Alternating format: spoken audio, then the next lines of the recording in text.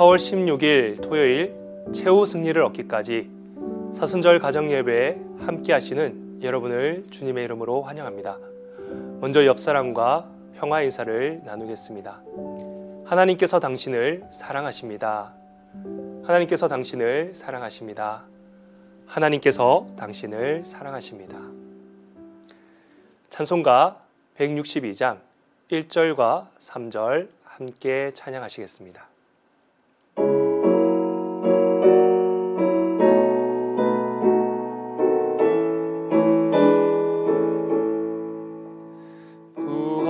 부활하신 구세주 나 항상 섬기네. 온 세상 조롱해도 주 성령 사셨네. 은혜로운 손길 부드러운 음성 주 예수 나와 함께 늘 계시네. 예수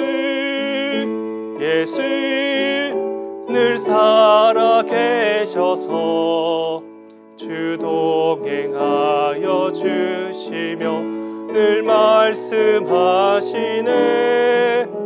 예수 내 구세주 예수 내 맘에 살아 계시네. 늘 살아 계시네. 주 믿는 성도들아 다 기쁜 노래로 주 예수 우리와 함께 다 찬양 드리세. 이 세상 소망이요 참 친구 되시는 주 예수 영원토록 찬양하세. 예수 늘 살아 계셔서 주 동행하여 주시며 늘 말씀하시네. 예수 내 구세주 예수 내 맘에 살아 계시네. 늘 살아 계시네. 오늘 가정에서 읽을 성경 말씀은 마태복음 28장 1절에서 10절입니다. 본문 중에서 주제 말씀인 5절에서 6절 말씀을 함께 읽어보겠습니다. 천사가 여자들에게 말하여 이르되 너희는 무서워하지 말라. 십자가에 못 박히신 예수를 너희가 찾는 줄을 내가 아노라. 그가 여기 계시지 않고 그가 말씀하셨던 대로 살아나셨느니라. 와서 그가 누우셨던 곳을 보라. 예수님께서는 생전에 여러 차례 걸쳐 자신의 죽음과 함께 부활에 대해 말씀하셨습니다. 그리고 예고하신 대로 사흘 만에 죽음에서 부활하십니다. 하지만 이 부활에 대한 예고는 정작 그것을 기억해야 할 사람들에게는 잊혀지고 오히려 예수님의 대적들이 기억해 계략을 꾸미는 데 사용하게 됩니다. 오늘 본문을 통해 우리가 기억해야 할 하나님의 뜻이 무엇인지를 살펴보도록 하겠습니다. 첫째, 예수님의 부활 예고를 기억하는 사람들. 예수님의 장례가 치러진 다음 날 대제사장들과 바리새인들은 빌라도를 찾아갔습니다. 그 이유는 그들이 예수님의 부활에 대한 예고를 기억하고 있었기 때문입니다. 혹시라도 예수님의 제자들이 그 말씀을 기억하고 시체를 도둑질해서 부활했다고 소문을 퍼뜨리면 더 큰 문제가 발생할 수 있기 때문에 사흘까지는 예수의 무덤을 굳게 지켜달라고 요청하기 위해서입니다.